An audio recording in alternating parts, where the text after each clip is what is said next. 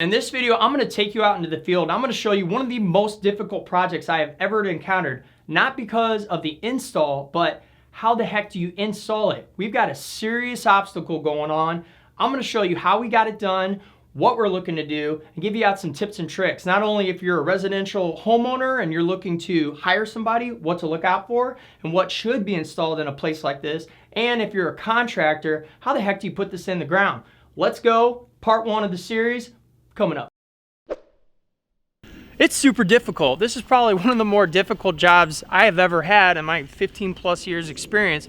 Reason being is I got a huge wall around this thing. There was a pool in here.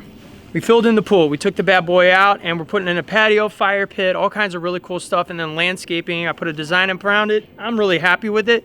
Here's the problem. Huge wall. How do you get stuff down there? There's a staircase over there with a gate that's about 3 feet wide. That's all I got. Take a look at this. As you can see, this is logistically what the challenge is. We literally created a ramp out of PVC plywood here that we're sliding pavers down to be able to put that patio in. Talk about labor time double from a normal project. So we're gonna go down there. I'm gonna explain what exactly this whole area is gonna look like. Yeah, you'll see it. Boom. As you can see, tight opening, but now we got this open concept. Basically, this was hodgepodge central. It was a nightmare back here. There was nothing but furniture everywhere. There was no usable space. We wanted to open this up so that our client can use it, have his grandkids over, and we're gonna have a really cool fire pit that he and his grandkids can roast marshmallows with. Come on over here. There was, as we slide down pavers down our little ramp, there was a barbecue there. We tapped off that line. We have a licensed plumber come over here, make sure we pull all the permits. Everything is legit. Running that over to here. This is, we're gonna have a really cool contemporary fire pit bowl, and we'll show that to you. And then right here on the outskirts is where they could put some table and chairs and enjoy the space. We're gonna have about 650 square feet of usable area, and then we're gonna have a walkway going around here. The trick is, what do you do with the rest of the space back here? Because you're certainly not gonna put grass in to cart a lawnmower downstairs. So we're gonna do synthetic turf, which is gonna soften it up and give it that natural look. And then back here, we're gonna do some planting, and we're gonna keep it with low maintenance, easy, clean, simple. Basically, don't have to do anything, but it's gonna brighten this whole place up. It's gonna bring color. It's gonna be beautiful. This opening right here, it's gonna be about 6 to 8 feet. It'll come around and it'll hit the stairs. Here will be synthetic turf underneath the staircase and the deck, because it's gonna be hard, other than like hostas and hydrangeas and shade plants, to really get any greenery going.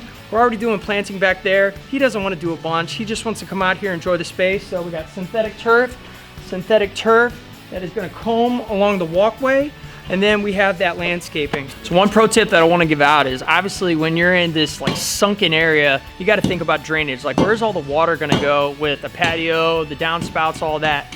Before, there was like a 2-inch channel drain here with the pool where everything was pitched with the concrete that we had busted up and gone in there. That's not enough for what we want. We're controlling the water from the deck and everywhere else. So we're pitching it down into this 4-inch channel drain.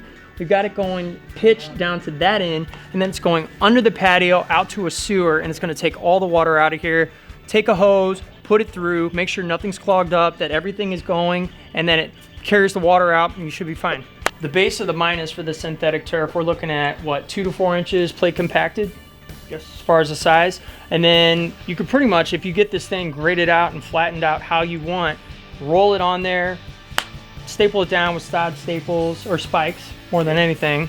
And then when the seams of the synthetic turf meet up, you're gonna do an adhesive that basically puts them together so it's a seamless look. Yes. Okay, done. There's a pro tip for you.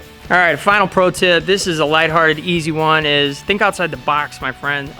If you can't find a way to get something done, use that noggin and find a way. So here, in order to get pavers down, what are we doing?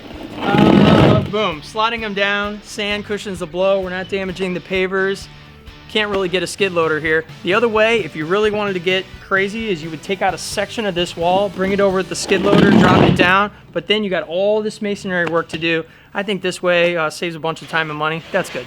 So there's part one. If you haven't subscribed, please do so you can be updated when part two comes out. Hit that little bell and you'll know exactly when it's coming out. In the meantime, check out some of the other videos. I got lots of tips and tricks going on. I want you to be part of that Bobby K community and have a good time. So in the meantime, we'll see you next time.